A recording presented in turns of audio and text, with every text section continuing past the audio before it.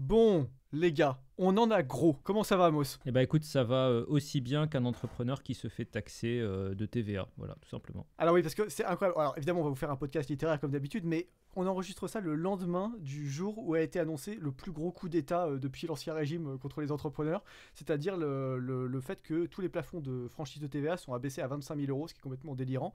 En gros, concrètement, ça veut dire que la plupart des metteurs en page qui travaillent pour les maisons d'édition, les graphistes, et même les maisons d'édition, les petites maisons d'édition en elles-mêmes, vont se retrouver avec des coûts importants. Et comme on vend à des particuliers et pas à des entreprises qui ne peuvent pas récupérer la TVA, on se retrouve dans une situation où en fait, il va falloir que les prix des bouquins augmentent, ou que les marges des auteurs soient réduites, ou que les marges des éditeurs soient réduites, et probablement une combinaison de ces trois facteurs, ce qui est tout ça est très énervant, puisque tout ça n'est fait que pour financer les retraites géantes des boomers et les sièges à 40 000 balles de Gérard Larcher. Gérard Larcher est assis sur 2 franchises de TVA. Voilà, je pose cette information-là et je laisse Moss développer à partir de là. Alors, il y a plusieurs problèmes. Pour moi, le problème numéro un, et je pense qu'il n'y a pas assez de gens qui l'ont souligné, c'est que ça s'est fait dans la précipitation. C'est-à-dire que personne n'est au courant. Ça s'applique du jour au lendemain. Et en fait, tu t'attendrais à ce que des choses comme ça, tu puisses les anticiper sur au moins 2-3 ans. Tu vois. Enfin, tu dirais, sur 2 ans, il va falloir faire un effort progressivement pour inclure 5% de marge en plus, 20% de marge en plus. Tu arriverais à faire quelque chose. Là, en pratique, nous, on va se faire d'un seul coup carotter. Alors, on a de la chance, on est milieu de l'édition, on est un petit peu plus favorisé que les autres, mais la plupart des petits artisans, les mecs qui font du BTP, les mecs qui font de la plomberie, n'importe quoi, vont se faire d'un seul coup carotter de 20% de leur chiffre d'affaires, ce qui est monumental en fait. Enfin, je veux dire, c'est à peu près, je pense, sur pas mal de ces boulots-là, peut-être les 2 tiers de la marge qui se font habituellement. C'est une marge de 30% dans un petit business, c'est déjà pas mal en fait. Donc, Tout à fait, tout à fait. Et il faut préciser un truc, c'est que nous, dans l'édition, on a une TVA qui est, alors, pas sur tout, mais sur le livre en lui-même, l'objet livre en lui-même, elle est que à 5,5%, ce qui veut dire qu'on n'est pas les plus à plaindre là-dedans. Mais en fait, ce qui est inadmissible, c'est le coup de majesté, le fait que ce soit imposé comme ça, et surtout imposé comme ça en sachant que ça ne résoudra rien, puisque le gouvernement a besoin de récupérer des milliards, et il récupérerait au mieux quelques centaines de millions avec cette mesure, mais dans les faits, il récupérera beaucoup moins, parce qu'il y aura des gens qui vont prendre du black, qui se mettront au chômage, qui se débrouilleront pour pas facturer beaucoup. Enfin, ça va devenir ingérable ce pays. alors il y a ça, il y a effectivement le fait que d'un seul coup on va imposer des gens en plus ça va mettre des contraintes administratives et si tu veux de logistique, de technique, de tout ça. Enfin je veux dire prévoir qu'il faut en plus collecter de la TVA, ensuite faire des déclarations, tout ça, ça va prendre du temps à des entrepreneurs qui déjà sont en début d'activité, qui galèrent, qui n'arrivent pas à sortir la tête de l'eau. On est en plus en train de parler, parce que ça c'est un exercice que je pense la plupart des gens n'ont pas forcément fait, de gens qui en fait gagnent très peu. Parce que les 25 000 euros de plafond, en réalité, on ramène ça au mois, ça fait 2 000 euros de chiffre d'affaires par mois. Quand on gagne Ouais, 2 mais 000 euros brut, de chiffre d'affaires par mois, mais brut. c'est- Brut, et ça fait 1 500 à la fin dans la poche de l'entrepreneur, vraiment à la fin du mois, tu vois. Non C'est ça mais qui est, c'est ça qui est du terrible. chiffre d'affaires. C'est-à-dire que Ouais, là, ouais, c'est ça. C'est pas du salaire, quoi. C'est pas du c'est bénéfice. pas C'est du rien. salaire. C'est-à-dire que tu es Ouais. libraire, tu as un chiffre d'affaires de 2 000 euros par mois. Ça veut dire que tu as à peu près un tiers peut-être de ça qui va vraiment dans ta poche. Ouais. Et déjà, nous, on se plaint des libraires parce qu'on a tendance à trouver qu'ils ont des bonnes marges. Mais imagine qu'on est Trop en train grosse de, marge, des qu'on vraiment est en trop train de grosse. dire qu'en gros, on va aller embêter des gens qui ont 700 euros bruts par mois, qui mettent dans leur poche, et qu'on va leur dire, attendez, sur les 700, il nous en faudrait 400. C'est du délire, en fait. Non, mais c'est complètement fou. Et en plus, il y a un truc qui est incroyable, c'est que les journalistes, comme d'habitude, ont menti. Ils ont menti. Souvenez-vous bien de ces gens-là, parce qu'un jour, il faudra leur rappeler qu'ils ont menti. Ils vous ont dit que ça ne concernait que les auto-entreprises et oui, ça, les auto-entreprises. Alors qu'en fait, non. Ça concerne y compris les boîtes type SAS, type SARL, etc. Tout ce que vous appelleriez les grosses boîtes, parce qu'en fait, c'est les mêmes structures juridiques que pour des grosses entreprises. C'est juste que c'est à l'échelle très réduite pour les petites boîtes, qui étaient ce qu'on appelle en franchise de TVA, c'est-à-dire celles qui faisaient en gros moins de 100 000 euros de chiffre d'affaires par an. Mais tu as des tas de gens qui vivaient, voire qui avaient un salarié à mi-temps ou même un salarié au SMIC sur des boîtes qui étaient en franchise de TVA. Et en fait, si tu veux, là, ça met ces entreprises-là dans une précarité folle, et ça va provoquer un système en fait de raz-de-marée, enfin pas de raz-de-marée, mais de réactions en chaîne, un peu de domino, où tu as des tas d'auto-entrepreneurs qui vont plus pouvoir s'en sortir, qui vont arrêter de bosser, donc ils vont plus travailler pour des petites entreprises qui vont arrêter de servir leurs commandes, qui vont arrêter de travailler pour des plus grosses, etc. etc. Et en fait, bon, aucune boîte du CAC 40 va s'effondrer. Par contre, sur les 200 ou 300 000 travailleurs indépendants en France, combien est-ce qu'il en restera dans un an et combien est-ce qu'il en restera dans 5 ans? C'est une bombe atomique sur le monde de la culture, et pas que, mais bon, c'est ce qui nous intéresse ici, mais c'est sur toute l'économie française, c'est une calamité. Oui, et puis d'ailleurs, moi je veux pointer du doigt le fait que ça va à rebours de tout le discours ambiant où on te dit qu'on va s'attaquer aux très fortunés, aux grands riches, etc. Ah oui, là c'est les pauvres. Là, on est vraiment en train de taper les petits... Enfin, on est en train de taper le petit plombier, le petit électricien, le petit homme à tout faire qui va faire peut-être le ménage. On est en train de taper ces gens-là, en fait. On n'est pas du tout en train de taper des gens très riches. Ça, c'est première chose. Et deuxième chose, c'est que, en fait, comme on tape sur une partie de la population qui n'a pas beaucoup de moyens, on va probablement faire effondrer une partie des petites entreprises.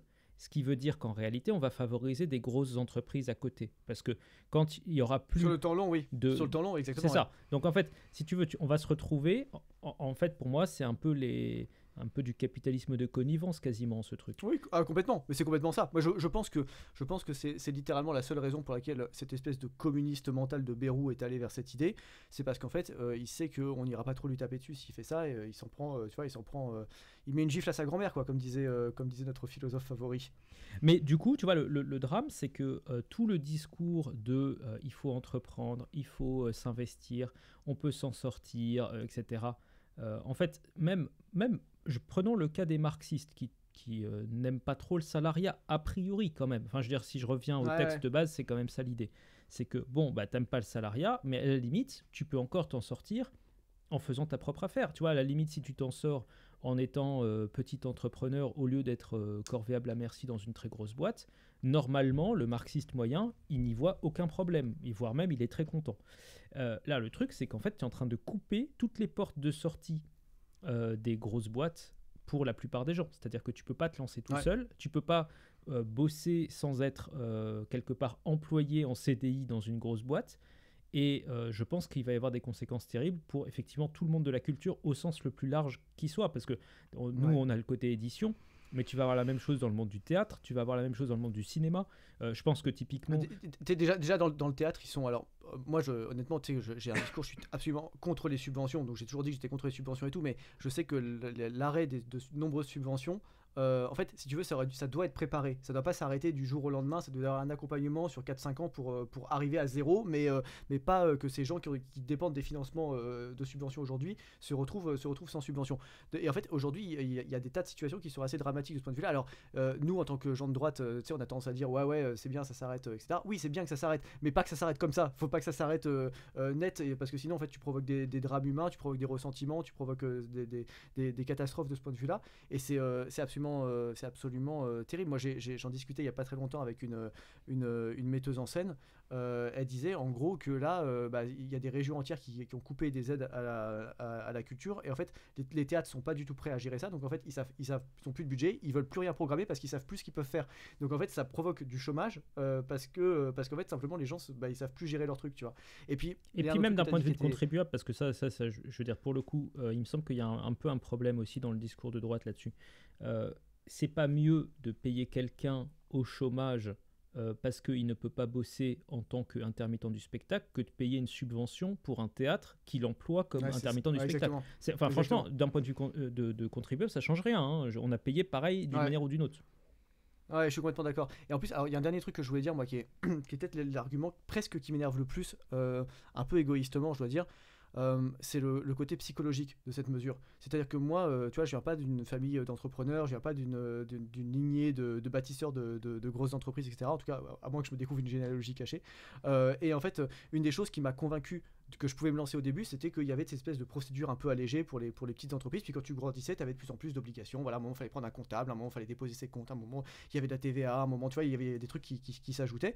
Et tu te dis aussi, bah, c'est des étapes en fait, c'est des milestones, comme disent les anglo-saxons. C'est des passages qui te font devenir un plus grand entrepreneur et qui te permettent de pas être tout de suite assailli de demandes de l'État. Et là, je me dis que si j'étais le moi d'il y a 4-5 ans et que je devais refaire le même chemin en ayant directement des planchers aussi bas, la malveillance de l'État et de la TVA. Bon, aujourd'hui, j'ai de la ressource parce que je sais ce que j'ai vécu et je sais tout le chemin que j'ai parcouru, mais je me dis ça va dégoûter des gens de l'entrepreneuriat. En fait, parmi les 1000 personnes qui se lanceront pas, il y en a peut-être une ou deux qui auraient fait des boîtes absolument incroyables ou qui auraient eu des destins absolument qui auraient pu changer leur domaine d'activité, et ça n'arrivera pas à cause du communiste François Bayrou, quoi. Enfin, à un moment donné, il faut dire les choses.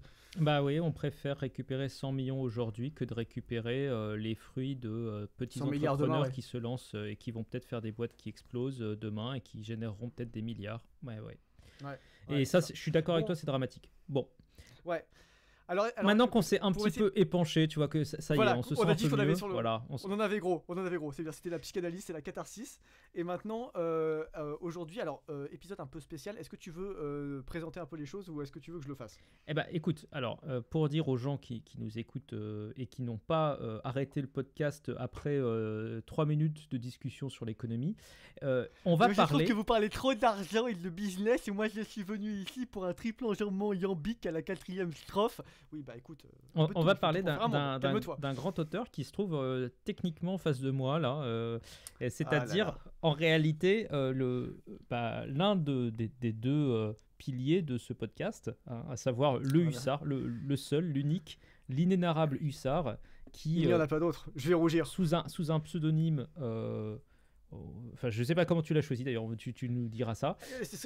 Strictement parce que, alors je te le dis d'avance, parce que je l'ai déjà dit plein de fois, strictement parce qu'il est euphonique. C'est-à-dire qu'en fait, j'adore prendre je trouvais que ça sonnait bien, et j'adore le fait comme il n'y a pas de sens, les gens cherchent un sens. Et en fait, il y a rien à trouver. C'est pas une référence à Arthur Koestler ou à, parce que j'ai pensé, ou à Kessel ou à... Non, c'est pas ça. Ça aurait pu parce que c'est des gens que je respecte, hein. Mais non, c'est vraiment juste, j'ai pris un pseudonyme parce qu'il est euphonique, et j'adore voir les aptères en train d'essayer de deviner, de creuser, de voir s'il y a des rapprochements sulfureux à faire. Non, désolé les gars, il y en a pas. Je sais qu'il y a un Matthias Kessler qui a été un champion de vélo, mais j'ai découvert ça après avoir pris ce nom-là. Et moi-même, je suis pas un grand cycliste, donc je peux rien dire là-dessus. Et ben voilà, donc on va monter en selle avec Matthias Kessler, qui va nous permettre de découvrir son dernier livre, son deuxième livre officiellement. Ouais, tout à fait. Deuxième roman. Sorti aux éditions de la Giberne, qu'il détient lui-même. Le conflit d'intérêts est palpable. Voilà, c'est ça. Dans le podcast du mec, sur la chaîne du mec. Enfin, tu vois, là vraiment, c'est incroyable. Il y a un niveau de compromission. Alors, je promets total aux gens qui nous écoutent qu'il ne détient pas de revolver et que ce revolver hypothétique n'est pas braqué sur ma tempe. Voilà, tout va bien. Voilà, je peux dire à peu près ce que je veux. C'est un sabre de cavalerie. J'ai lu, du coup, avec un petit peu d'avance sur les gens qui... parce que je sais pas à quel moment... tu es censé le sortir. Ça viendra de sortir. Là, on enregistre quelques jours avant la sortie. Ça sort donc dans la prochaine vidéo qui sort sur la chaîne au moment où on enregistre. Et donc au moment où les gens entendront ce podcast, ça fera 3-4 jours que c'est sorti. Et donc ils pourront dès à présent aller se le procurer sur le site de la Giberne. Profitez-en tant qu'il y a encore des maisons d'édition indépendantes en France, parce que sincèrement, dans 5 ans, je peux pas vous garantir que c'est encore le cas. Bah ouais, effectivement, on n'est pas parti sur une très bonne pente. Du coup... je te propose qu'on parle de ce livre, de ta manière d'écrire, de ton approche de la littérature en général, et puis même de ton histoire, parce que moi j'ai l'impression qu'il y a quand même des tas de points communs entre ton histoire et celle que tu décris par petites touches dans ce livre. J'ai un peu l'impression de voir une biographie, mais rédigée à la 3e personne par quelqu'un d'autre. Alors, à propos de quelqu'un. On n'a pas dit le titre. Enfin, c'est compliqué. On n'a même pas dit le titre du bouquin, quand même. Vas-y. Même pas dit le titre du bouquin. Alors, donc, le bouquin s'appelle Les Bibliophiles, et effectivement, il plonge ses lecteurs, il plongera ses lecteurs dans les coulisses du monde de l'édition, de l'université, de la culture et même de la librairie pour certains aspects. Et donc effectivement, il y a beaucoup d'épisodes que j'ai moi-même vécu, mais c'est pas une autobiographie. On aura peut-être l'occasion d'y revenir. Il y a beaucoup d'événements Il y a beaucoup de clins d'œil à des événements véridiques dans ce livre qui ne sont pas forcément des éléments véridiques que j'ai vécu moi-même, qui sont des choses qui sont des événements connus, des choses qu'on m'a racontées, etc. Je me suis beaucoup documenté sur les petites coulisses de l'édition. Ceux qui suivent mon travail savent que j'adore ça. Et donc on aura l'occasion, à mon avis, d'en reparler. Mais c'est pas une autobiographie, c'est vraiment plus c'est un vrai roman au sens romanesque du terme. Voilà. Vrai roman et aussi vrai échappatoire en fait, d'une sorte de salariat un peu insupportable qui est le début du texte. Et donc ça fait un lien avec ce qu'on a dit au tout début, comme quoi tout était lié et tout était calculé. Tout est prévu. Je te propose un petit générique et puis après on se relance. C'est parti, générique.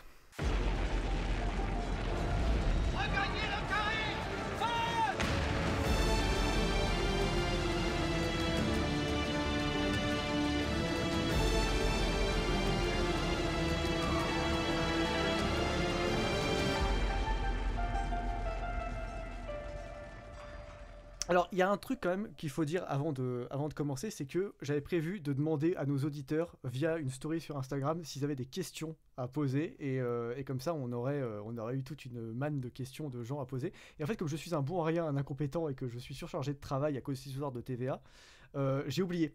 J'ai juste complètement oublié.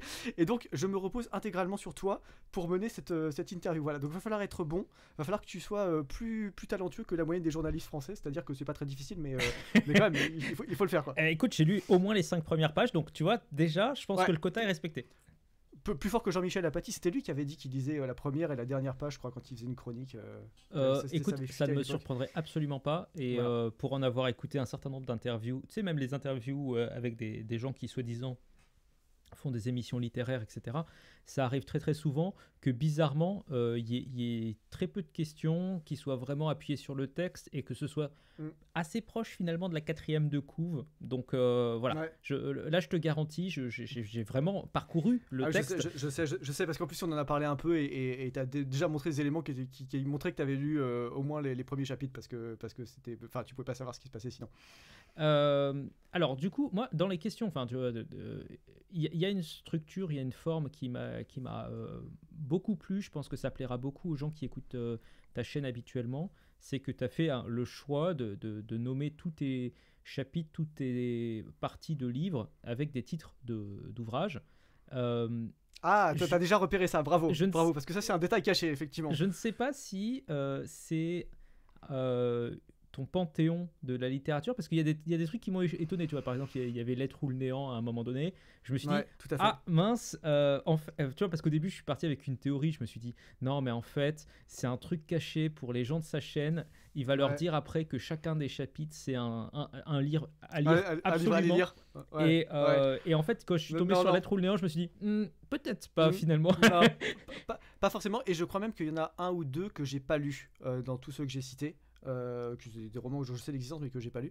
Non, alors c'était quoi l'idée en fait? C'était quoi le concept? Alors l'idée c'est simple, le roman s'appelle Les Bibliophiles et il met en scène les aventures, je dirais quasiment Bouvard et Pécuchesque d'un trio d'amis. Alors ils sortent de classe prépa, ils sont tous remplis de grands idéaux, de grands débats sur la littérature, sur l'histoire, etc.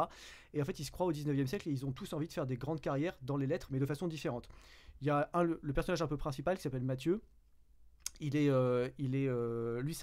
écrit et il a envie de devenir romancier et pour ça il veut se faire une place dans l'édition parce qu'il dit que c'est la meilleure manière de se faire publier après. Il a un pote qui est un espèce de petit gobelin rat de bibliothèque mais très intelligent qui lui veut faire une grande carrière d'historien. Et il a un troisième pote qui est une espèce de bellâtre gauchiste, très Don Juan, très tombeur de filles, qui lui, en fait, est un passionné de livres rares, de bibliophilie, et qui veut faire le commerce de ça et d'achat-revente. Sauf que ces trois personnages qui sont remplis, ils sont pleins de qualités, hein, par ailleurs. Tu veux donner peut-être leur prénom à chacun, comme ça on gagne du temps. Oui. Et donc le personnage principal s'appelle Mathieu, son ami historien s'appelle Marc, et son ami libraire s'appelle Luc. Donc pour ceux qui on dirait presque des apôtres. Voilà, exactement. Et d'ailleurs, il y a un personnage qui s'appelle Jean un peu plus tard dans le roman. Donc là, pareil, le roman s'appelle Les Bibliophiles, donc tout est tourné autour du livre. C'est ça que je voulais dire. Et c'est pour ça aussi que les titres de chapitres sont des titres de livres. C'est un petit clin d'œil. Et les titres de parties, parce que le livre est divisé en parties qui sont divisées en chapitres, sont des grandes citations de la littérature, des phrases incontournables, des répliques de théâtre ou des phrases vraiment classiques de la littérature. Donc il y a ce côté un peu jeu de piste avec le lecteur. mais c'est du détail, si tu veux. En fait, pourquoi j'ai choisi ces titres de livres? Parce que c'est des titres qui résonnent avec ce qui se passe dans le chapitre à chaque fois. Oui, ça j'ai bien vu. Et souvent, d'ailleurs, il y a une lecture ironique du titre du chapitre. Tu vois, t'as un chapitre qui s'appelle le Petit Prince, par exemple, et dans lequel on va te présenter une espèce d'idole de la littérature contemporaine, un auteur très en vue, etc., mais qui en fait est un type d'une mollesse et d'une médiocrité assez confondante, et qui effectivement est un petit prince, mais pas au sens un jeune prince, un prince petit, un prince médiocre, un prince bas et oubliable finalement. Oui, alors le premier chapitre, arrête-moi si je me trompe, je voudrais surtout pas que on me prête une grille de lecture qui ne serait pas la bonne, mais je crois qu'il commence par un certain Michel Houellebecq qui est déguisé sous un autre nom. Alors ça t'appartient ouais, d'identifier ou pas. Et d'ailleurs, je vais te dire quelque chose. Je pense ne pas être tombé dans l'écueil de faire un roman à clé, au sens strict du terme. C'est-à-dire que tu vas reconnaître des influences, etc. Mais souvent, les personnages sont déjà des mix de plusieurs autres personnes. Quand ils sont inspirés de personnages réels, ils sont souvent des mix de plusieurs personnages réels. Alors, tu as bien identifié qu'effectivement, il y a des aspects de Michel Houellebecq dans le personnage que tu vas citer. Havencraft, si je me souviens bien de son pseudonyme. Le personnage de Claude Havencraft, qui est le personnage justement dont je parlais avant, l'espèce d'écrivain un peu postmoderne qui occupe le premier chapitre. Et en fait, bon, il y a aussi tout ce jeu-là pour le lecteur, parce que moi j'ai quand même passé des années dans ce petit milieu-là, et il y a beaucoup d'anecdotes qu'on m'a racontées, de beaucoup de choses que j'ai vues aussi, que j'ai vécues, etc. Donc pour ceux qui veulent s'amuser, alors encore une fois, ne prenez pas comme un roman à clé au sens premier du terme, mais pour ceux qui veulent s'amuser à voir un peu le genre de petites anecdotes qui peuvent émailler une carrière dans l'édition, vous aurez pas mal d'occasions dans le bouquin de voir des scènes surréalistes, des fêtes surréalistes, des demi-partous surréalistes, des signatures de contrats surréalistes, des négociations de contrats surréalistes, enfin des choses complètement folles qu'on peut voir parfois, et parfois les gens croient même pas que c'est vrai quand on leur raconte, quoi. Mais alors du coup, dans ce premier chapitre, c'est Mathieu qui se retrouve dans une position de spectateur et en même temps de salarié, en fait dans une sorte... c'est un petit stagiaire, qui débute dans l'édition avec une grande responsable insupportable, qui le maltraite et qui maltraite un peu tout le monde en fait. Et c'est la seule occasion, si je me souviens bien de ce que tu écris au début de ce chapitre, où en fait quelque part il n'est pas complètement maltraité en fait, il n'est pas complètement écrasé et qui voit un peu sa supérieure se décomposer parce qu'il y a quelqu'un de entre guillemets plus grand qui se ramène dans ce petit monde. Voilà, et c'est le grand monsieur, c'est le petit prince de ce tout petit monde qui vient, et c'est malheureusement l'état dans lequel sont beaucoup de grandes maisons aujourd'hui, mais après je vais pas les fustiger. Par contre, ce que je veux dire, c'est que moi, quand j'ai été stagiaire et que j'ai commencé à travailler dans l'édition, j'ai eu de la chance parce que je suis tombé sur des gens qui m'ont bien traité. Mais c'est pas du tout la norme dans ce milieu-là. Il y a pas mal de fois des hiérarchies assez toxiques qui peuvent se mettre en place, des gens assez malveillants qui peuvent se mettre dessus. Et je savais que ce serait un sujet qu'il faudrait aborder à un moment donné. Donc dès le chapitre 1, il est présent. C'est la question de la bêtise. Alors, la bêtise de la hiérarchie en entreprise, on en a beaucoup parlé, toi et moi, dans d'autres podcasts. On a cité plein d'exemples littéraires là-dessus. Mais dans l'édition, il ne faut pas croire que parce que précisément des gens qui éditent des livres, qui parlent de hiérarchie toxique ou de problèmes d'autorité ou de choses comme ça, peuvent être des gens extrêmement toxiques par ailleurs. Notamment, alors, pas tellement dans les services qu'on appelle édito, c'est-à-dire les services qui touchent directement au travail sur le texte, mais dans les services communication, marketing, commerciaux, etc. C'est des choses que tu peux rencontrer malheureusement et qui, je crois, sont vraiment responsables de souffrance aujourd'hui dans l'édition, et plus t'es quelqu'un qui est pas sûr de lui, plus t'es quelqu'un de vulnérable, plus tu vas prendre vraiment cher dans ce genre de situation, quoi. Voilà. En fait, il y a plusieurs choses qui sont un peu particulièrement dangereuses, je dirais, dans le milieu de l'édition. D'une part, c'est qu'il n'y a finalement pas tant d'argent que ça, donc ça a tendance à tout de suite tendre les rapports humains, parce que dès qu'il y a un peu d'argent en jeu, les gens sont prêts à faire un peu n'importe quoi pour récupérer un petit cachet supplémentaire, une petite presta, un petit machin. Et puis aussi, en fait, c'est tout bête, mais c'est des gens qui souvent ont une verve très supérieure à la moyenne. Et donc, en fait, je te dis ça parce que, tu vois, dans un milieu que je connais un petit peu mieux, un milieu un peu plus scientifique, un peu plus carré, les gens, ils vont se dire qu'ils ne sont pas d'accord, mais ça va s'arrêter là, en fait. Tu vois, le mail va rarement dépasser un paragraphe. Oui, ils ont plus de vocabulaire au-delà, c'est fini. Et si c'est à l'oral, ça sera pas beaucoup plus en fait. Par contre, dans le milieu littéraire, comme on a environ 850 variantes pour traiter l'autre de débile, d'ignorant, d'inculte, d'ignare et de tout ce qu'on peut imaginer. On peut faire des tirades assez longtemps en fait. Et donc même moi, je t'avoue, ça me surprend à chaque fois, mais j'ai pu voir même de ma maigre lorgnette par rapport à toi qui était, enfin en tout cas Mathieu dans ce roman et toi aussi en fait, qui étaient tous les deux dans ce monde de plein pied. En fait, c'est vrai que même de l'extérieur, quand tu arrives et que tu passes une tête et que tu vois des gens s'écharper en s'envoyant des messages de littéralement 4 pages pour se dire qu'ils sont débiles ou qu'ils sont absolument méprisables et que vraiment plus jamais on ne pourra travailler avec eux et que leur nom résonnera pour l'éternité comme étant celui de gens médiocres et infâmes. Et Damnatio Memoriae, ouais, voilà, d'accord, je vois très bien, ouais, t'as des gens qui franchement, de l'extérieur, c'est assez fascinant parce que tu n'as pas l'habitude. Et du coup, j'imagine d'autant mieux que dans ces petites maisons et ces petits entre-soi où ça grouille de petites rumeurs, de petits reproches, de ressentiments, de gens qui sont frustrés parce que ça fait 20 ans que en fait ils aimeraient bien percer et en fait ils percent pas et enfin tout ce monde-là est assez angoissant et je pense qu'il y a effectivement des choses terribles pour les salariés qui travaillent dedans en fait. Ouais, alors c'est très vrai, il y a plein de choses intéressantes dans ce que tu as dit là. Au moins 2-3 idées qui me viennent comme ça en tête en rebondissant dessus. C'est qu'il y a 2-3 ans, je mangeais avec un collègue et ami, enfin un ancien collègue et ami. On était à Paris, on était près du Panthéon.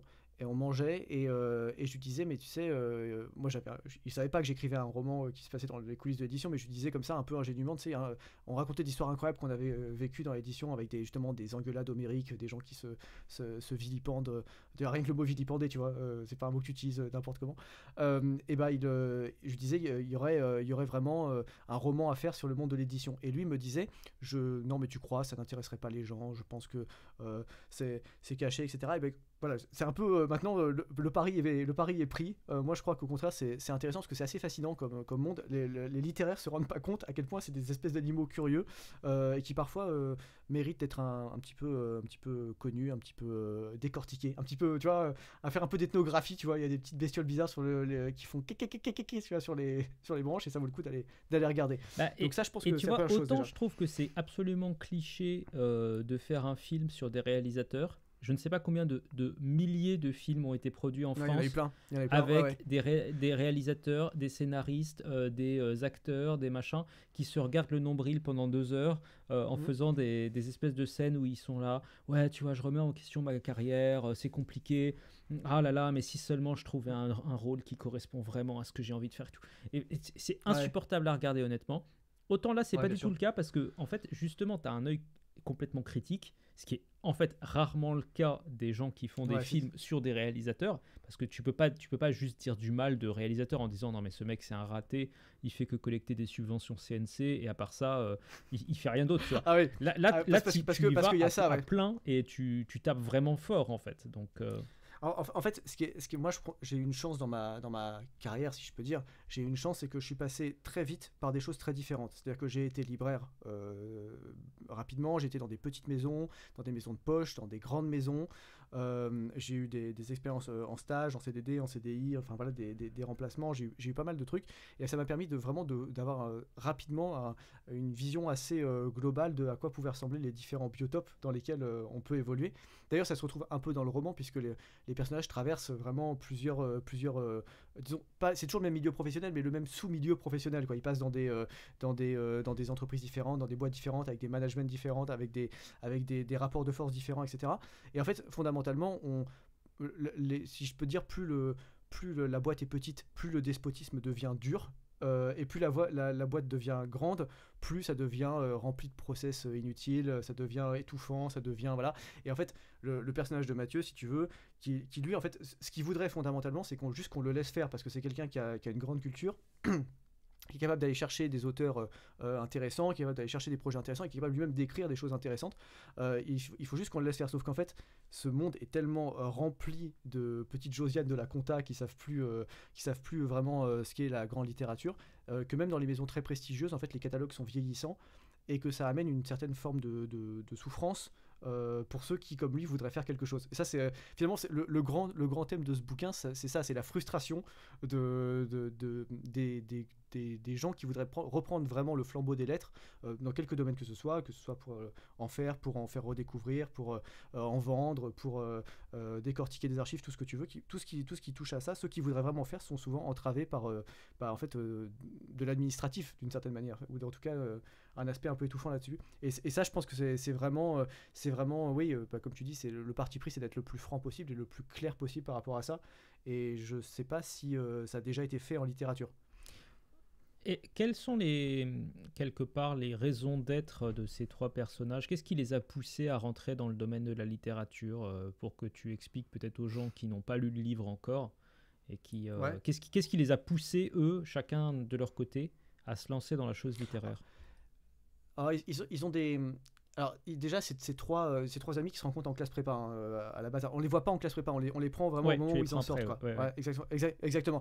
Parce que justement, je voulais pas des intrigues scolaires, tu sais, etc. Et en fait, pour eux, si tu veux, ils sortent déjà de cette espèce d'époque où tu fais des beuveries tous les soirs avec tes potes, où tu passes d'une copine à l'autre. Ça, c'est déjà un peu derrière eux au moment où le bouquin commence. C'est des jeunes actifs, si on peut dire, ou en tout cas, ils sont en voie de devenir des jeunes actifs. Et en fait, ils sont pleins de diplômes, comment dire, d'espoir et plein d'illusions. Et en fait, c'est d'ailleurs Illusion perdue de Balzac, c'est très clairement une inspiration, hein, je veux dire, dans le pas dans le schéma du livre, mais dans le thème, dans le grand thème général que je voulais traiter.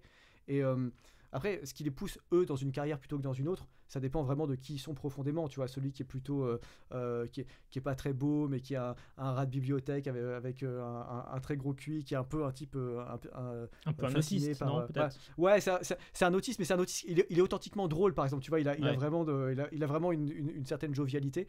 D'ailleurs, c'est ce qui va lui servir beaucoup plus tard dans le roman. Et en fait, il est, tu vois, lui, il est plutôt amené à être pas du tout dans un métier de représentation, pas du tout dans un métier de contact humain, de discussion avec les autres. Il est beaucoup plus amené à être dans le tri des archives, dans la lecture de, tu vois. Donc lui, c'est le personnage de Marc qui va faire qui veut devenir un grand historien. Et puis tu as le personnage beaucoup plus tonitruant, beaucoup plus flamboyant de Mathieu, qui est le gars qui doute pas de son destin, qui veut tout faire à 200 à l'heure, etc. Et qui lui veut devenir écrivain, parce que si tu veux, dans sa tête, c'est Victor Hugo, Chateaubriand. Si on rate, on est Malraux, tu vois, dans sa tête. En fait, en dessous, il n'y a rien, tu vois. Et voilà. Et ça, c'est encore une fois un truc que, bon, le réel va lui faire un peu de mal au cul, tu vois. Voilà. Je me souviens, alors je sais plus dans quel chapitre c'est du livre, mais je me souviens que typiquement celui qui est un peu collectionneur de livres commence par parler du bouquin d'André Gide, dont il a une version, j'ai cru Ouais. comprendre, un petit peu plus complète que la moyenne. Ouais, On tout n'expliquera à fait. pas peut-être pourquoi, mais Alors, d'où en fait, d'où alors, ça t'est venu cette idée qu'il collectionnait ce genre de trucs?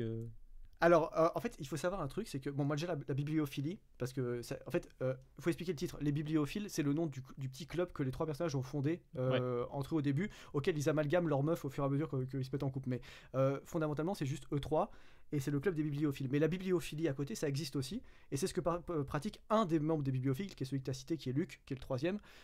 Et lui, en fait, vraiment, il a une passion pour les textes rares. Et en fait, moi aussi, je m'étais vraiment renseigné sur un peu les textes qui n'existent plus et que tout le monde rêverait de retrouver. Et en fait, par exemple, tu sais, chez Gide, alors je te donne cette anecdote là, tiens, ça va passionner les gens qui nous écoutent. Pour une fois, c'est un truc vraiment qui va les passionner. Il y a, Gide était associé donc avec Gaston Gallimard au moment où ils ont fondé les éditions Gallimard. Et à l'époque, vraiment, faut s'imaginer qu'ils tiraient les bouquins dans une cour, quoi. Ils avaient une imprimerie dans une cour, et puis ils stockaient dans le bâtiment qui était au bout de la cour. Et ils avaient leur bureau sur la rue à côté, quoi. Et dans la rue qui s'appelait pas encore la rue Gallimard, quoi. Et, et en fait, un jour, donc ils tirent un bouquin de Gide, je sais plus lequel. Et en fait, ce qui s'est passé, c'est que il y avait plein de coquilles, mais genre il y avait plein de fautes d'orthographe et tout. Ils avaient mal composé les planches pour imprimer. Ils avaient fait plein de fautes d'orthographe. Et Gide, ulcéré, saute de sa chaise, commence à jeter des papiers partout, etc. Il attrape Gallimard par le col, il le traîne dans la cour, il le force à ouvrir la porte, il le force à sortir les cartons avec ses bouquins, et il met le feu enfin, il force Gallimard à brûler les bouquins devant lui. Sauf que Gide était quand même un grand bourgeois, donc un homme avisé en affaires. Il a sauvé 6 exemplaires, qui du coup sont devenus des exemplaires extrêmement... Alors, il faudrait retrouver le nom de ce recueil, mais il faudrait retrouver ça, mais il y avait 6 exemplaires qui ont été sauvés, qui aujourd'hui valent très très cher. Je sais même pas, je crois qu'ils sont tous dans des fonds privés. privés américains, ils sont impossibles à retrouver aujourd'hui.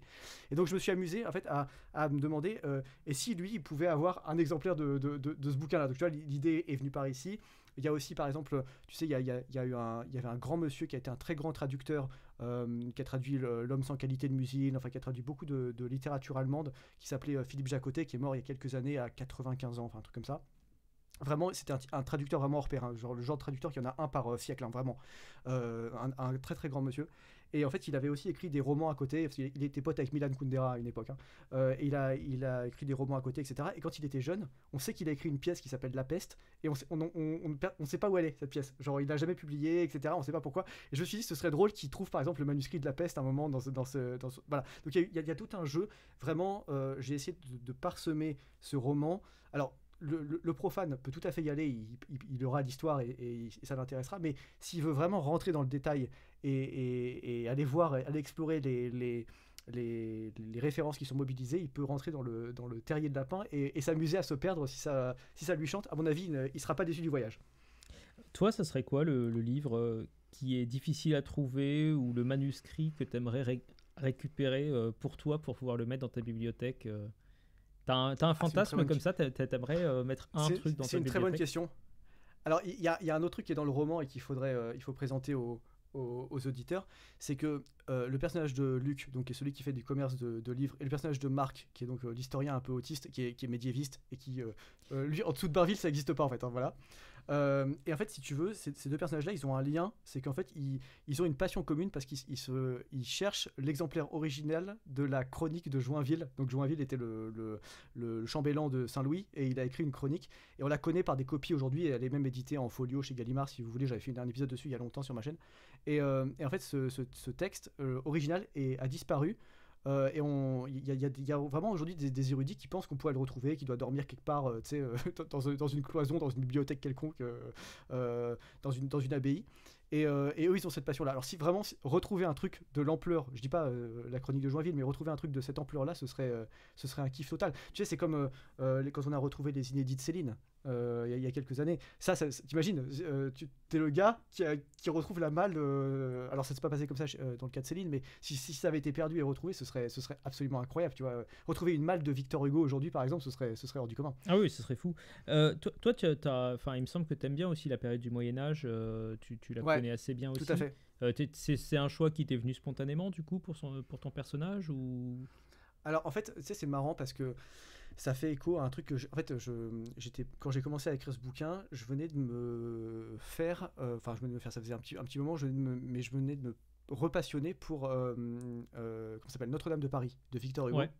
Et alors, faut expliquer un peu aux gens qui écoutent, mais Notre-Dame de Paris, c'est un roman, donc Hugo écrit ça en 1831, quand il a 29 ans, et c'est un roman qui est vraiment charnière dans sa vie, parce que c'est la première fois qu'il fait un roman d'une telle épaisseur et d'une telle ampleur, et c'est un roman qui intervient au moment où sa femme lui ferme sa porte en fait parce qu'en gros elle commence à prendre Sainte-Beuve comme amant et en fait il a sa dernière fille qui vient de naître et en fait sa femme lui dit un peu prends une maîtresse et fous-moi la paix quoi. En gros c'est ça qui se passe.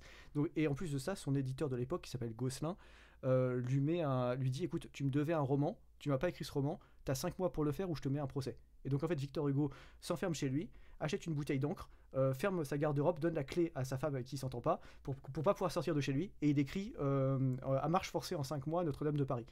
Et en fait dans Notre-Dame de Paris, tu sais il y a 4 en réalité mais 3 personnages masculins fondamentaux. T'as Frollo, t'as Phébus et t'as Quasimodo.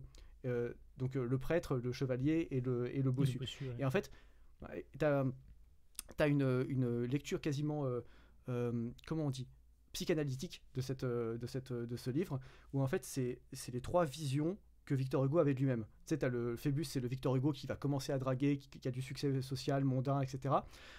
Frollo, c'est le Victor Hugo tel que lui-même voudrait se voir, un monstre d'études, un personnage, tu vois, voilà. Et le Quasimodo, c'est le Victor Hugo tel qu'il se voit lui-même, c'est-à-dire l'espèce de monstre que personne veut regarder, que sa femme rejette, etc. à ce moment-là.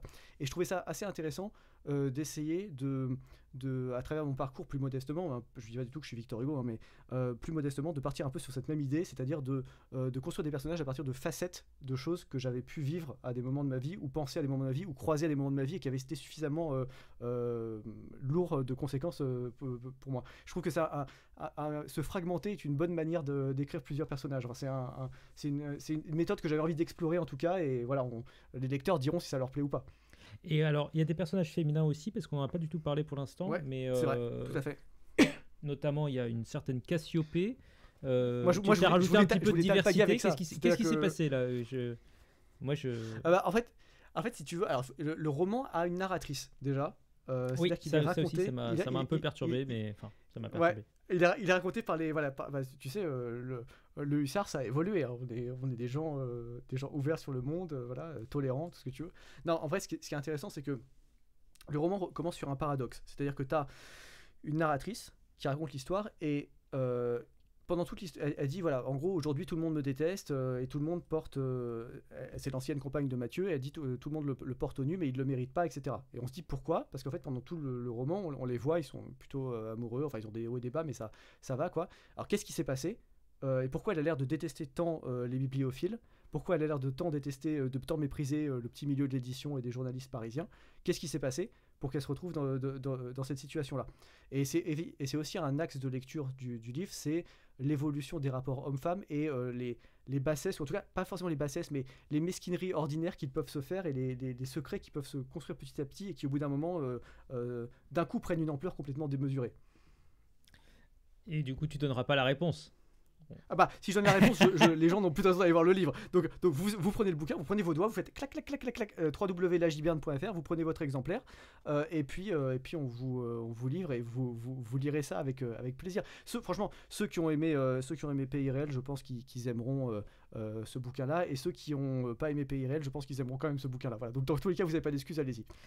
Un des défauts, moi peut-être que j'ai trouvé, enfin ou en tout cas c'est sur ce que j'en ai lu et tu vois, ma perception de lecteur, j'ai eu l'impression que peut-être il y avait un peu trop de sympathie vis-à-vis des trois personnages, et en particulier de Mathieu, de la part de la narratrice. Bon, tu vas me dire pour des raisons évidentes, mais je me serais attendu à un portrait un peu plus contrasté, tu vois, avec un petit peu aussi des ombres au tableau, des petites piques, des petits ressentiments, des trucs comme ça, et j'ai trouvé que c'était peut-être un peu trop valorisant par rapport à la situation. Alors, je précise ta question, tu te serais attendu à quoi comme pic par exemple ? Parce qu'elle met des pics, mais peut-être qu'elles t'ont échappé. Moi j'ai eu l'impression, si tu veux, qu'il y avait un côté non mais le mec il est brillant, il a de la faconde, ah là là il l'emballe, quand elle se rappelle du moment où il l'a emballé, il est là, oui, il a construit une cathédrale à chacun de nos ébats, enfin ça m'a paru un peu, bon, j'ai trouvé que tu y étais pas allé avec le dos de la cuillère quand même. Alors c'est possible. Écoute, moi j'accepte tous les défauts et c'est le cas de le dire. On n'explique pas l'amour en expliquant les raisons de l'amour, mais je peux essayer de me justifier quand même là-dessus. Ma logique, si tu veux, c'était que le chemin qu'il y a entre ces deux personnages, donc entre cette fille et le personnage de Mathieu, c'est qu'au début ils se rencontrent et c'est elle en fait, si tu veux, sa vie est un peu à la dérive. Elle le rencontre et il est à la dérive, mais autrement, lui c'est une dérive flamboyante, donc en fait ils se trouvent assez bien tous les deux, et honnêtement ça se passe très très bien. Enfin lui il est très amoureux d'elle, elle est très amoureuse de lui, et en fait petit à petit il essaye de faire un truc qui a du sens pour lui et qui est flamboyant de façon dans sa vie en général, et il est rattrapé par la médiocrité de son temps, c'est ce qu'on disait tout à l'heure. Et donc le chemin, c'est qu'au début ils sont à leur prime tous les deux, puis après il y a une espèce de décroissance très très lente, très insidieuse, d'ailleurs eux-mêmes le voient pas que c'est une décroissance, et c'est une pente à 1 degré quoi. Et puis à un moment donné ils s'aperçoivent qu'ils sont quand même singulièrement plus bas, qu'ils sont plus vraiment sur le même chemin, et ça c'est plus tard dans le roman. Et puis il se passe quelque chose, voilà, il y a un élément important que je peux pas dévoiler parce que sinon on gâche vraiment la surprise. Par contre, ceux qui lisent le bouquin, si vous vous dites que cet élément ne pourrait pas arriver, sachez qu'il est déjà arrivé. Voilà, donc c'est un truc qui est tellement incroyable que tellement absurde que si ça c'est vraiment déjà arrivé dans le monde de l'édition, et j'ai vérifié avant d'écrire ce bouquin, il pourrait de nouveau arriver. Il y a rien qui empêche qu'il puisse de nouveau arriver. Et donc il se passe quelque chose, et ils ont là maintenant après comment dire, bon, les gens liront et les gens verront leur ressenti par rapport à ça, mais tout ça pour dire que si tu as ressenti au début qu'il y avait une forme d'admiration, c'est parce qu'en fait elle, de son point de vue, il y a quasiment une dichotomie entre le Mathieu qu'elle a connu au début de sa relation et celui qu'il est devenu après. Donc en fait elle peut tout à fait encenser le premier et vilipender le second, décidément vilipender. Il n'y a pas forcément d'incohérence logique entre les deux. Après, si tu trouves que c'est un défaut, je ne me défends pas plus que ça. T'es libre de le penser. Hein. Non, mais tu vois, je trouve que c'est intéressant de t'entendre là-dessus parce que c'est un choix. Pour le coup, je pense que c'est un vrai choix. C'est-à-dire que tu aurais pu tout à fait la présenter comme quelqu'un qui était incapable même Aigri, de ça. se souvenir des bons moments qu'ils avaient vécu ensemble. Ouais. Tu vois, t'aurais pu nous faire la version. Mais ils ont divorcé, ils se sont battus pendant 6 mois chez un juriste. Mais c'est pas ça. Mais c'est pas ça parce que tu vois, elle raconte ça 20 ans après, tu vois, même ou 30 ans après ou 40 ans après, elle, tu vois. Donc en fait, elle a complètement oublié ça. Elle a eu le temps de vraiment de faire le tri là-dessus. Et surtout au début, elle dit bah voilà, tout le monde dit que je suis une aigrie, que je raconte toujours une histoire, pleine de fiel, etc. Et en fait, je vais vous raconter l'histoire et vous allez voir qui est vraiment plein de fiel et qui a vraiment fait un coup de Trafalgar à l'autre.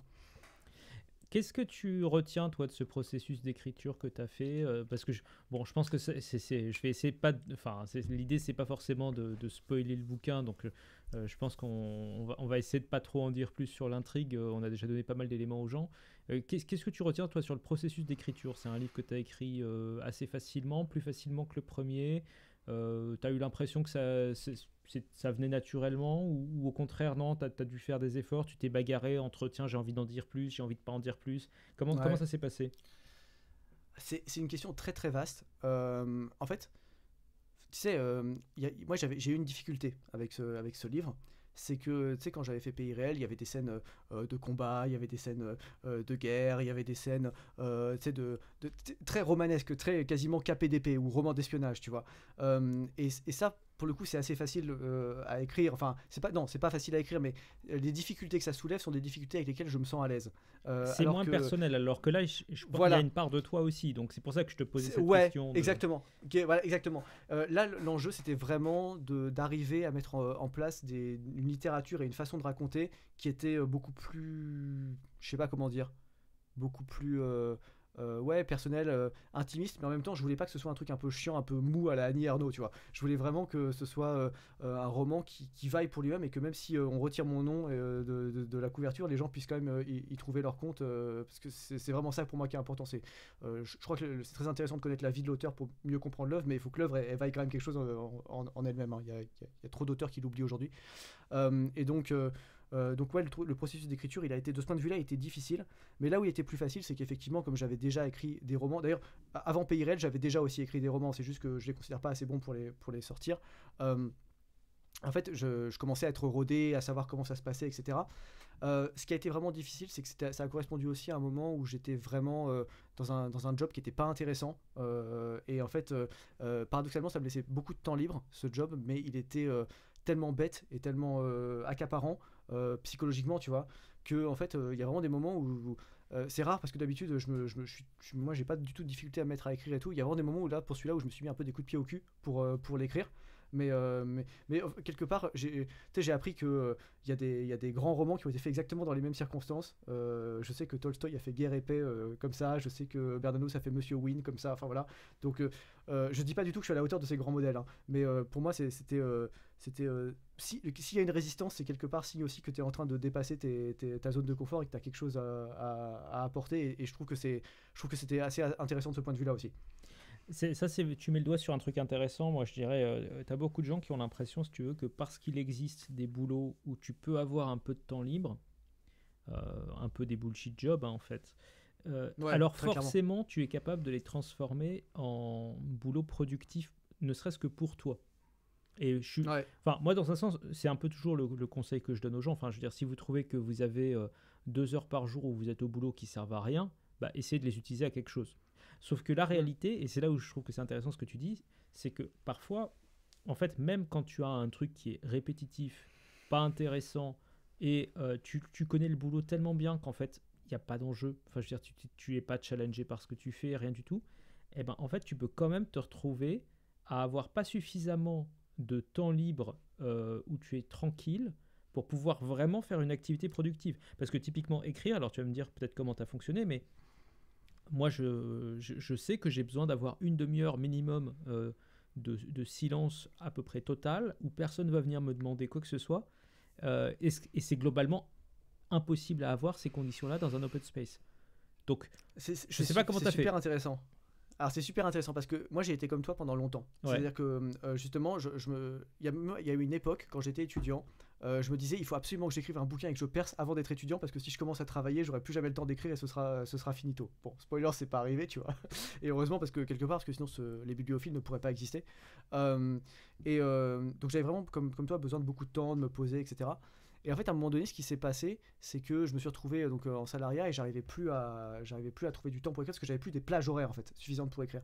Et en fait, j'ai développé vraiment à cette époque une logique de guérilla, vraiment de guérilla, c'est-à-dire que j'ai pris mon téléphone, j'écrivais dans ma tête en continuité pendant que j'avais des réunions et tout, mais vraiment, c'est que j'apprenais par cœur les chapitres que je voulais écrire tels que je voulais les écrire, tu vois. Et je les visualisais dans ma tête, tu vois.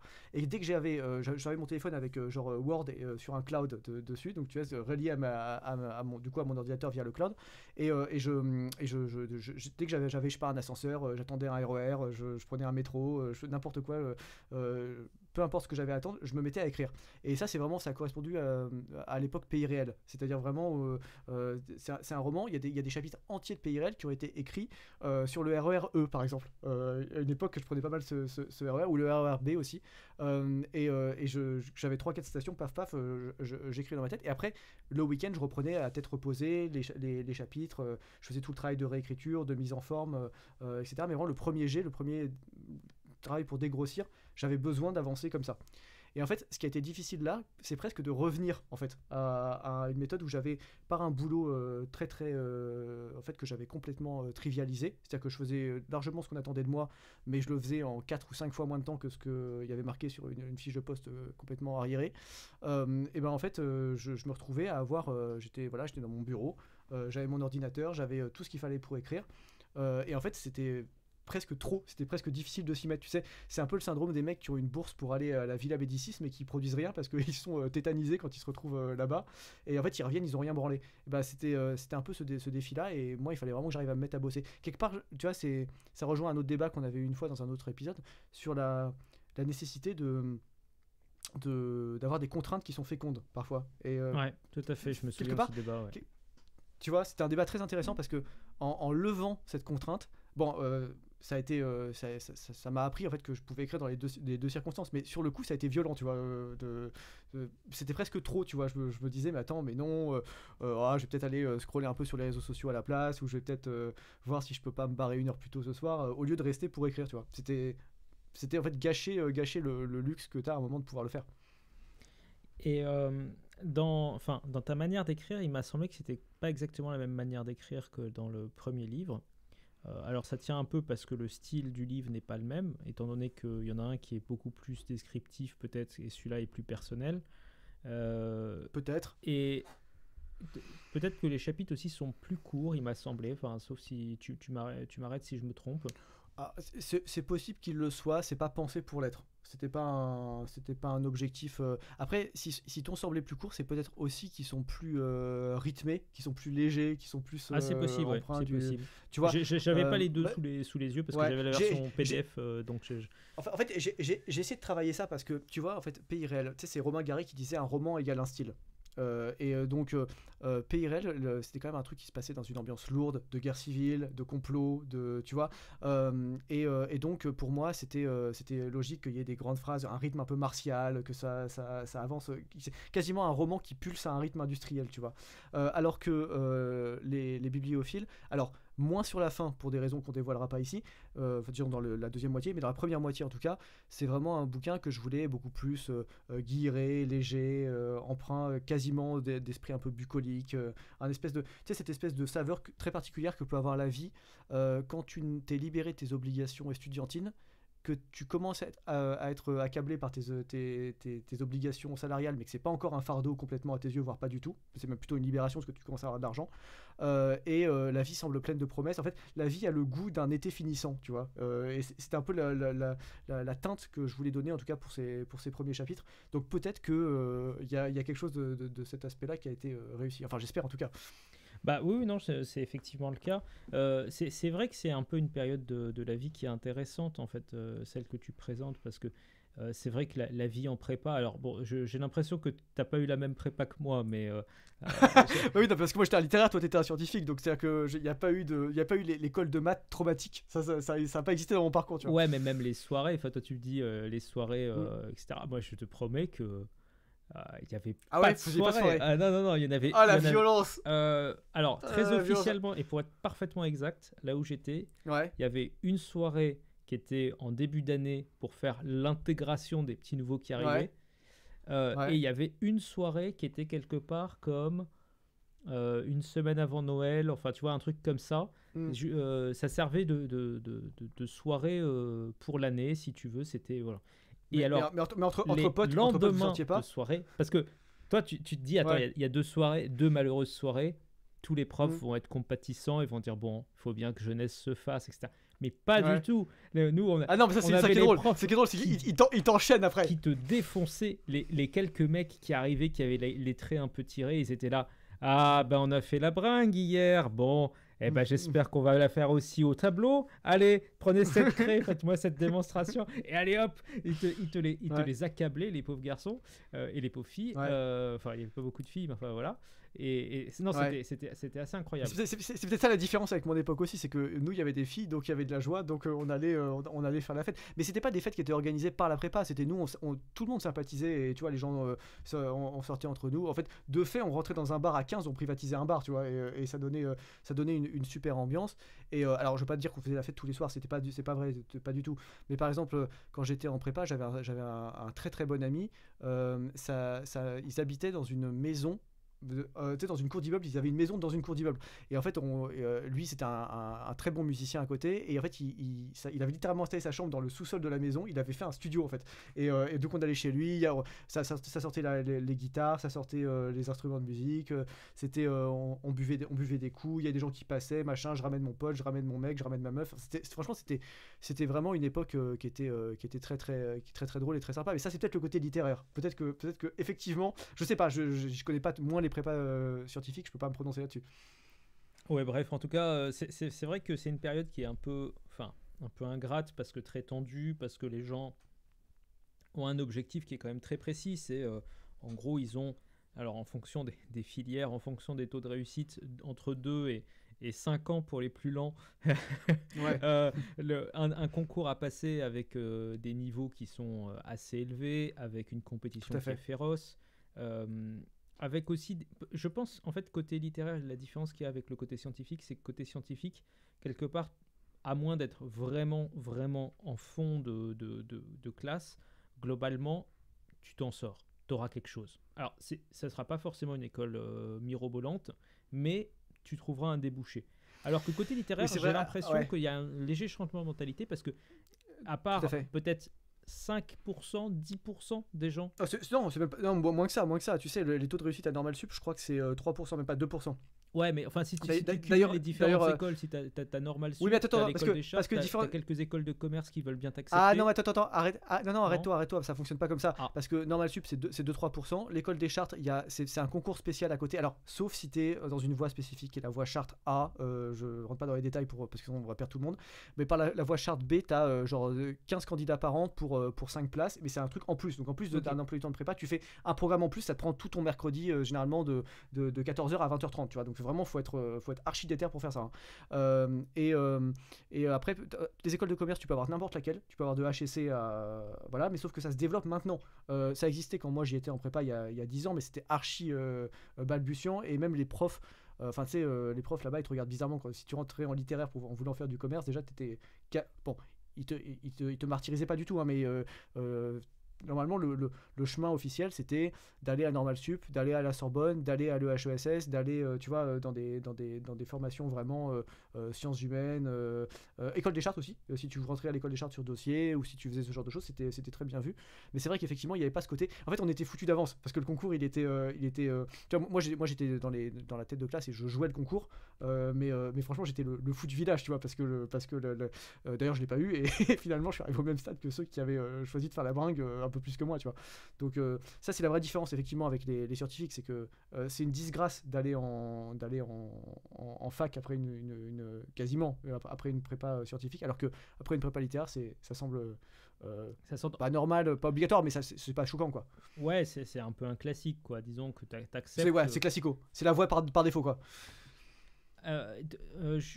Je sais plus, toi, tu avais fait un parcours où après tu étais passé par une école quelconque ou c'était quoi la suite de ton... Alors j'avais fait une suite, tu sais, j'avais raté, mais j'avais raconté ça ou pas déjà? J'avais raté le NS à très très peu. Ouais. Oui, alors d'ailleurs, il y a juste petite truc comme ça. J'ai entendu l'autre fois notre ami, j'allais dire notre ami, on le connaît pas, mais Charles Gave se foutre de la gueule de Macron en disant que Macron était pas brillant parce qu'il avait raté Normal Sup 2 ou 3 fois. Alors déjà, Charles Gave, c'est pas qu'on passe pas Normal Sup au bout de la première année de prépa littéraire, on le passe qu'au bout de la deuxième. Donc déjà, il a raté que 2 fois et pas 3. Et en plus de ça, bon, je trouve pas que Macron soit quelqu'un de brillant, je l'ai déjà dit plein de fois et les gens pourront pas me croire être son pote. Par contre, il faut arrêter de croire que Macron est pas brillant parce qu'il a pas réussi Normal Sup. Personne réussit Normal Sup. C'est une école où il y a, je crois, 3000 candidats pour 40 places, un truc comme ça, tu vois. Ça dépend des filières, mais globalement, c'est ça, tu vois. Donc, c'est pas du tout choquant. Moi j'ai raté à assez peu et après je suis parti. En fait, tu pouvais avoir des masters à l'époque à la Sorbonne qui étaient jumelés avec le NS d'Ulm à Paris. C'est ça que j'ai fait au début et ça m'a grave fait chier. Et au bout d'un an, je suis parti et après je suis allé à l'EHESS parce que j'étais en études d'histoire. Et c'était là où c'était vraiment le plus intéressant. En fait, vraiment, là, les cours sont très libres. Tu vas un peu voir ce que tu veux. Tu as des mecs qui font des cours sur des sujets complètement incroyables. C'est vraiment très intéressant, mais c'est très particulier. Ça conviendra pas à tout le monde, mais c'était vraiment très cool. Et moi, je garde un bien meilleur souvenir de mon année de M2 que de mon année de M1, tu vois, du coup. C'est ce qu'ils appellent les auditeurs libres, non? C'est ça les...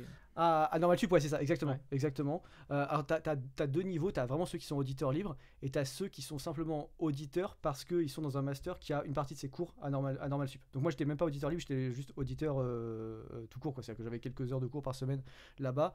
Et honnêtement, on se mélangeait pas trop avec les normaliens de Ulm parce que c'était en fait c'était un peu un autre monde, hein, par rapport à même aux étudiants en histoire ou quoi. C'est vraiment des geeks des milieux littéraires. C'est le côté un peu autiste dont on parlait tout à l'heure. Eux, ils sont vraiment à fond dedans, hein. En tout cas, c'est l'impression que ça nous avait laissé à l'époque. Ton processus de relecture, slash révision, etc., il ressemble à quoi? Parce que je sais que tu as un petit groupe de proches, de fidèles qui lisent tes textes, je crois, en avant-première. Ouais, c'est vrai. Et comment t'organises ce truc-là, en fait? Tu fais des étapes successives? Alors, tu veux dire par rapport à moi ou par rapport à quand je fais lire à l'extérieur? Par rapport à là, ce texte-là, toi, tu l'as fait relire par des bêta-lecteurs qui t'ont donné un feedback et qui t'ont permis de peaufiner, ou t'es allé relativement vite là-dessus, tu voulais tout de suite l'envoyer à la presse? Enfin, comment tu pas du tout. Ça si le texte moi, est je crois vraiment, je fais partie de ces gens, justement, c'est un peu ce que je reproche à certaines maisons d'édition contemporaines, c'est de pas assez travailler le texte avec l'auteur. Donc moi, j'essaie toujours de travailler un maximum avec mes auteurs. La difficulté, c'est quand je suis moi-même un auteur. Là, c'est comment se soigner soi-même si on est le seul médecin à bord. Oui, effectivement, je fais lire autour de moi et j'essaie toujours d'avoir un maximum de retours. J'ai eu vraiment des bêta-lecteurs pour ce texte vraiment incroyable. J'en ai un, il a vraiment pris le temps de le lire une première fois. Et après, il m'a dit ça m'a bien plu, donc je l'ai relu une deuxième fois en l'annotant. Parfois pour dire des trucs positifs, genre ce passage-là est particulièrement réussi ou quoi. Parfois en disant tu pourrais introduire une petite anecdote ici, ce serait plus drôle, ou tu vois, machin comme ça. Et après, vraiment, il a été relu, mais ad nauseam, ce texte. C'est-à-dire que vraiment, le rythme, les chapitres, les choses devaient tomber d'une certaine manière. Et vraiment, ça n'a pas été une naissance si facile que ça, tu vois. C'est vraiment, entre, disons, la première version finie et la version que les gens tiendront entre leurs mains quand ils liront, c'est vraiment le fruit d'un long travail et d'un long processus de développement. C'est pas un livre, tu vois, c'est pas exactement un livre écrit sous ChatGPT en 20 minutes avec un, voilà. C'était vraiment travailler, retravailler avec de la relecture chapitre par chapitre, puis par groupe de chapitres pour voir comment la fluidité passait d'un truc à l'autre. Puis après, j'avais laissé quasiment 2 semaines, 3 semaines, presque un petit mois sans y toucher pour y revenir avec un regard vraiment frais. Parce que moi je voulais que ce soit le plus réussi possible. Voilà. Il y a toujours des gens qui aimeront pas, mais au moins je voulais ne rien avoir à me reprocher, quoi.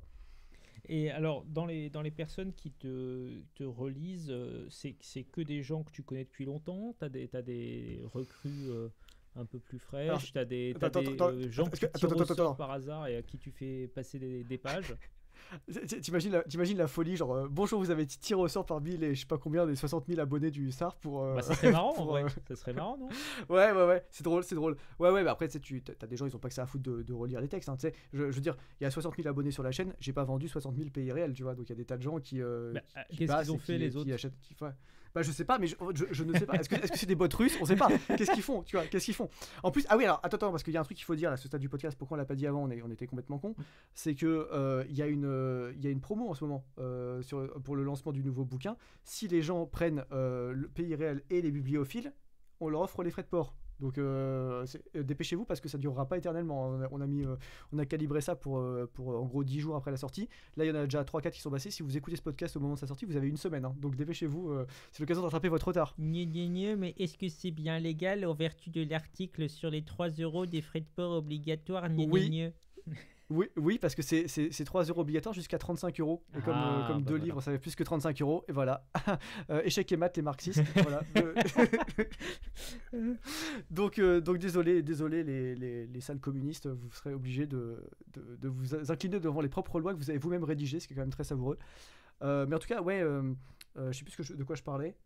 Bah, on parlait du processus de relecture et de ouais, oui, d'avoir un côté comment j'ai choisi participatif dans ce processus. Ouais. En fait, non, c'est des gens, tu sais, ça se fait de façon très très informelle, quoi. Il y a des gens autour de moi, il y a des abonnés qui sont devenus des amis depuis tout ce temps. Il y a des gens de ma famille avec qui je m'entends très bien. Il y a des amis que je connaissais par avant. Il y a des gens que j'ai rencontrés parce que c'était des amis d'amis, des trucs comme ça.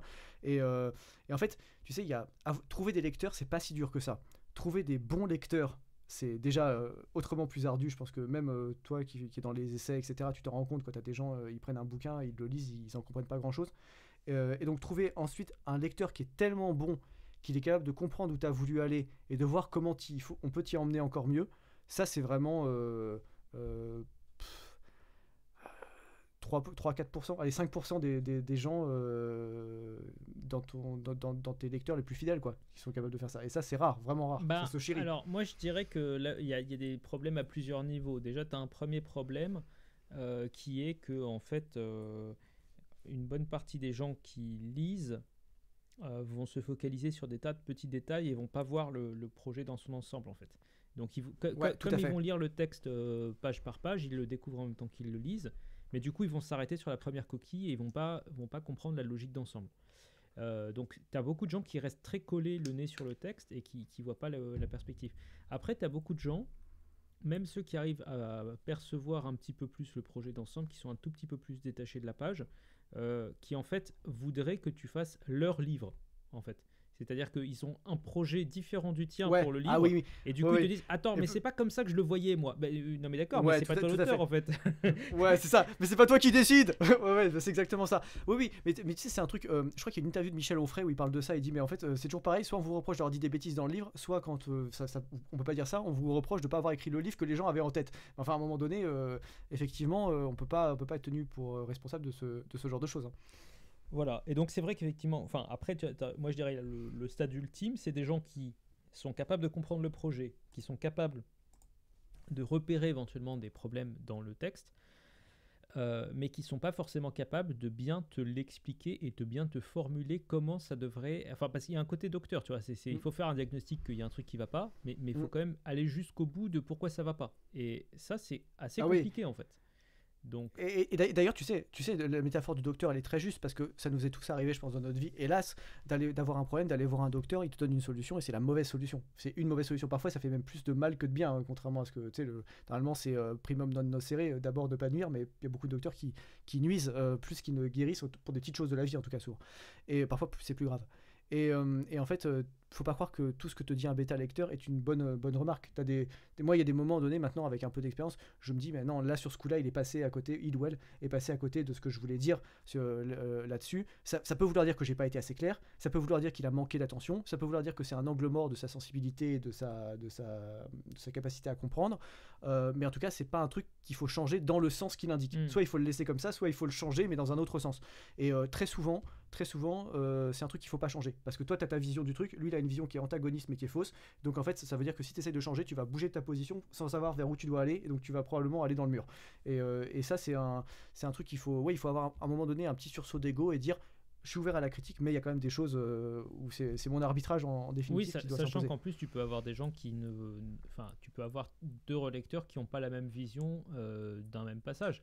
Tu peux avoir un gars qui te dit bah, ce passage-là, Ouais, il est tout beaucoup le temps, ça. trop rédigé, ce passage-là, il est beaucoup trop long, et puis l'autre va te dire ah bah non, je trouve que là, tu as été un peu rapide, c'est un peu trop elliptique, il faut que tu rajoutes un peu de matière, Ouais. machin. Et comment t'arbitres, toi, dans ce genre de situation?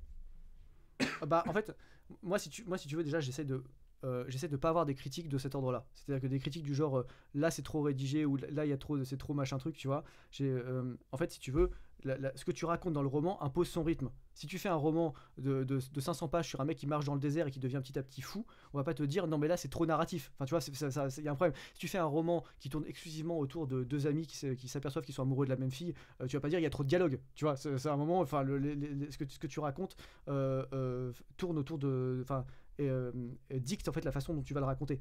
Donc moi ce qui m'intéresse plus, déjà ce genre de critique, j'ai tendance un peu à les balayer. D'ailleurs j'en ai pour ainsi dire pas. Mais ce qui m'intéresse plus, ce serait quelqu'un qui me dirait, bah là tu vois, t'as fait une narration.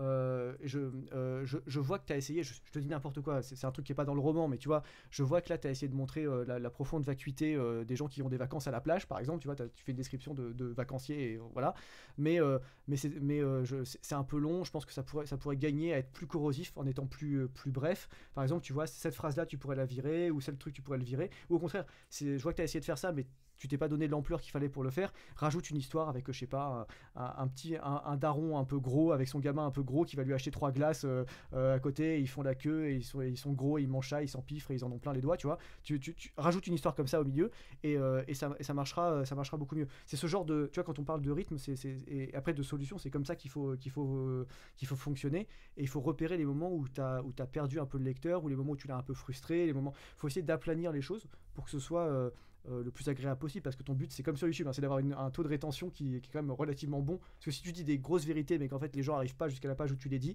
t'as perdu en fait. Est-ce que tu as un regret sur ce texte ou sur la manière dont tu l'as écrit ou les conditions dans lesquelles tu l'as écrit? J'en ai plein. Parce qu'en fait le livre parfait n'existe pas. Ouais. Donc si tu veux, d'ailleurs c'est ça qui est beau, parce que sinon tu ferais le livre parfait, ensuite tu t'arrêtes, tu vois, tu drops the mic et tu te barres, tu vois. Non, un livre n'est jamais la perfection que tu voudrais, mais c'est juste à un moment donné tu te dis bon, je suis quand même suffisamment proche pour que ça puisse être satisfaisant. Donc si je devais avoir un regret, ça se matérialiserait comme ça, tu vois. C'est de dire je suis à 99,9% de ce que je voulais faire, mais est-ce que j'aurais pas pu avoir 0,00001% de plus à rajouter au compteur. Dieu sait comment, tu vois. Ce serait plus ça. Après, non, honnêtement, enfin, pour moi, c'est toujours. C'est un plaisir déjà de vivre en partie de ma plume et de vivre complètement de mes activités liées à la littérature. C'est un peu c'était un rêve qui est devenu réalité à la force du poignet, et c'est quand même quelque chose qui est très très positif, et franchement moi je vis ça comme un privilège, tu vois. Par exemple, moi je continue à écrire aujourd'hui parce que je travaille sur d'autres projets romanesques pour la suite. Justement, maintenant, si tu veux, j'ai une espèce de, comment dire, je me mets une espèce de pression en me disant, bah, maintenant tu as une forme de liberté sur la gestion de ton temps, la gestion de ton rythme d'écriture, la gestion de ta publication, etc. C'est quand même un luxe de ne pas avoir trop à s'en inquiéter par rapport à l'immense majorité des auteurs, même des auteurs publiés. Et donc je me dis, bah, montre-toi digne de ça, tu vois. Voilà, c'est une forme il y a un côté volontaire, quoi, tu vois. Je suis un samouraï, moi j'y vais. Est-ce que tu crains la critique, typiquement? Tu as essayé de filer un de tes livres à quelqu'un comme Juan Asensio pour voir ce qu'il en pense Et est-ce que je crains la critique? Dans l'absolu, non. En fait, il y a un truc qui me fatigue dans la critique, c'est les gens qui n'ont pas compris ce que tu veux faire et qui en fait disent n'importe quoi. Et tu sais, la loi de Brandolini, c'est le principe qu'en fait, quand quelqu'un dit une connerie, il faut 2 fois plus de temps pour la débunker. Parce que faut pas croire que toute critique est bonne, hein. T'as des critiques qui disent des énormes conneries et tu peux rien en tirer parce qu'ils sont passés complètement à côté, même des gens qui ont vraiment lu le livre. Je suis pas du tout opposé à l'idée de faire lire mon livre à côté et d'avoir des gens qui font soit une critique en privé, soit en public, etc. Moi j'aime bien au contraire que les gens disent bah c'est bien, mais t'aurais pu aller plus par là, ou c'est bien mais c'est pas ma cam, ou c'est bien. Tu vois, j'aime bien que les gens ça fait toujours très plaisir quand on me fait des louanges et quand on me flatte, mais c'est encore mieux quand il y a un petit peu de piste d'amélioration encore, parce que tout est, encore une fois, rien n'est parfaitement parfait. Donc moi, je suis toujours disposé à ça. Après, ça s'est pas exactement fait, mais je dois dire que quand j'ai publié PIRL, j'avais pas exactement cherché à faire ça. Il y avait tellement de choses à lancer avec la nouvelle maison que j'étais pas en train de courir après les critiques, tu vois. Parce que tu vois, c'est un truc qui serait intéressant, peut-être. Je dis n'importe quoi, mais on l'a jamais reçu sur ce podcast. Moi, je serais très curieux d'envoyer. Enfin, tu pourrais envoyer ton texte à Juan Asensio, par exemple. Tu veux que je me fasse dégommer, c'est ça? Et- Tu veux Et que je me ensuite, fasse on enchaîner? l'invite et on Voilà. regarde comment il t'atomise avec des Ouais. punchlines de 80 Venez mots me- rares introuvables dans une édition du Littré de 1841.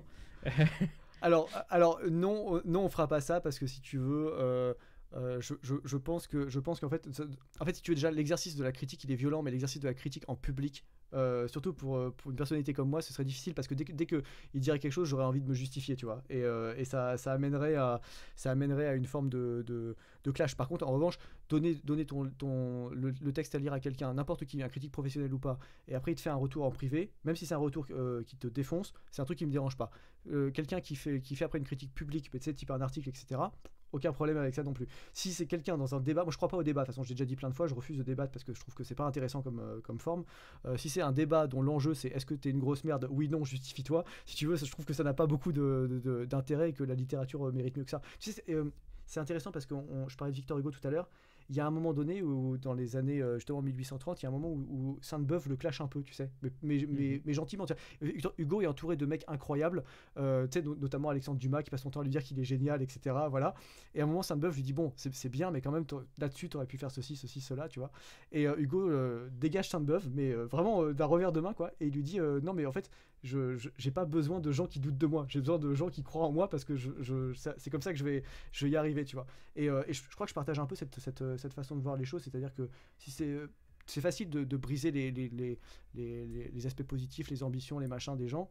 C'est beaucoup plus méritoire de conserver un peu cet idéal qu'ils ont et d'arriver à les pousser vers quelque chose de plus, de plus poussé, enfin justement d'améliorer par rapport à ce qu'ils ont déjà fait. C'est pas facile à faire. C'est un vrai débat. Bah écoute, mon cher Hussard, je crois qu'on a eu le temps de couvrir la plupart des trucs qu'on pouvait discuter dans cette émission. Est-ce que tu as un mot de la fin? Est-ce que tu as quelque chose que tu aurais envie de... À part bien sûr inciter les gens à aller l'acheter, ça, Voilà. je m'attends à ça de ta part, mais Non, mais j'inciterais bien aussi les gens à aller acheter du Thomas Sowell parce qu'on n'a pas du tout parlé de Carmin dans cette émission, mais à un moment donné, il faut quand même aussi... tu vois, il y a l'interviewé, mais il y a l'intervieweur aussi, tu vois. Tu as des gens qui posent des questions formidables et qui peut-être ont des maisons d'édition formidables à faire découvrir. Bah écoute, brièvement, alors au moment où on l'enregistre, c'est une journée faste. Le Figaro, en la personne d'Eugénie Bastier, que je remercie d'ailleurs en passant, a fait une petite recension du livre de Thomas Sowell. Notre camarade Victor Ferry, alors qui l'eût cru, hein, qui l'eût cru Ouais. après, Alors peut-être. après tout ce qui s'est passé, était-il possible? Eh ben, a décidé que il aimait bien ce livre. Voilà, donc il en a parlé aussi auprès de sa communauté.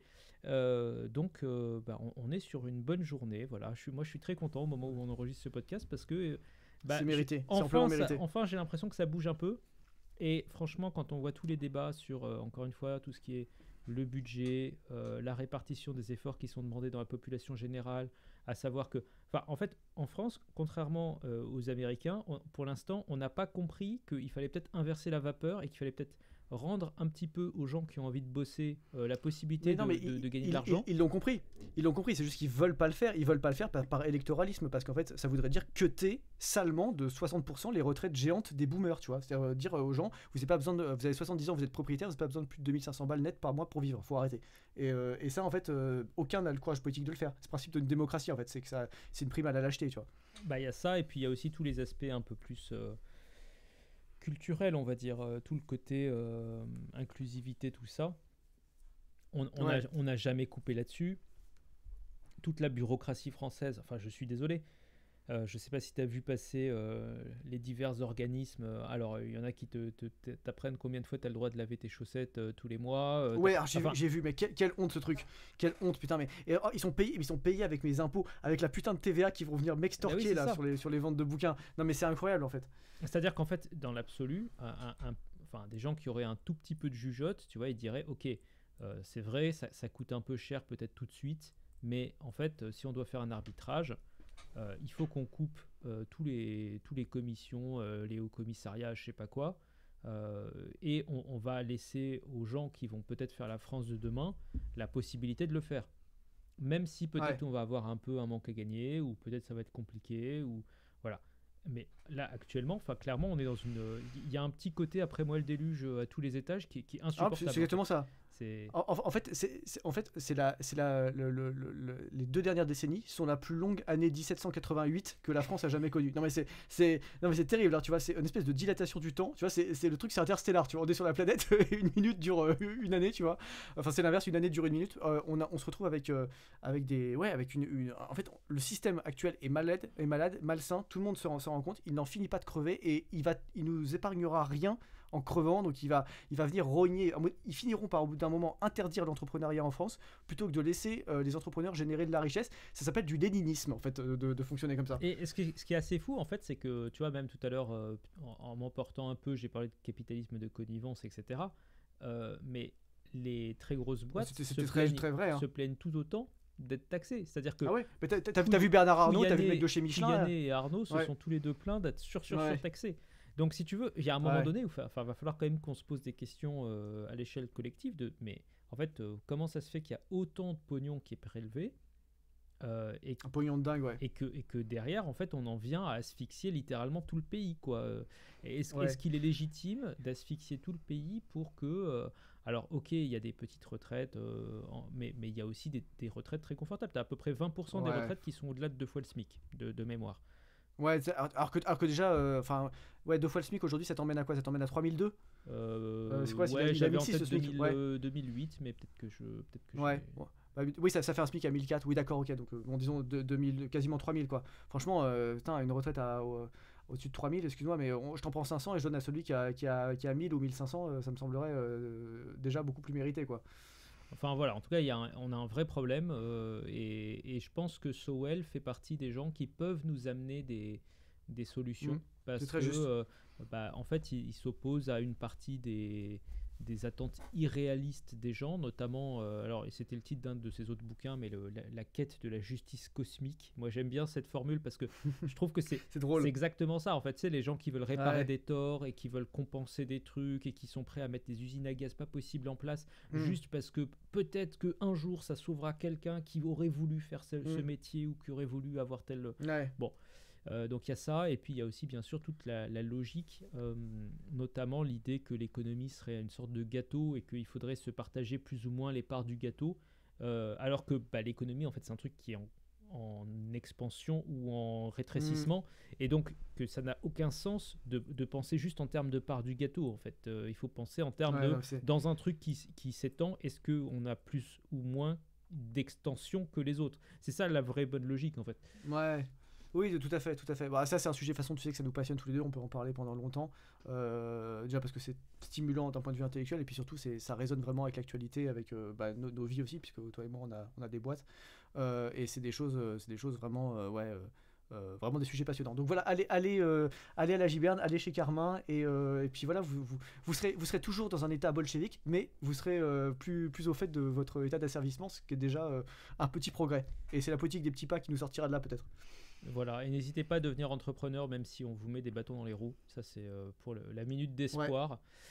Écoute, à la semaine prochaine, mon cher Hussard, et puis à la semaine prochaine à tous les gens qui nous écoutent. Ouais, à la semaine prochaine tout le monde.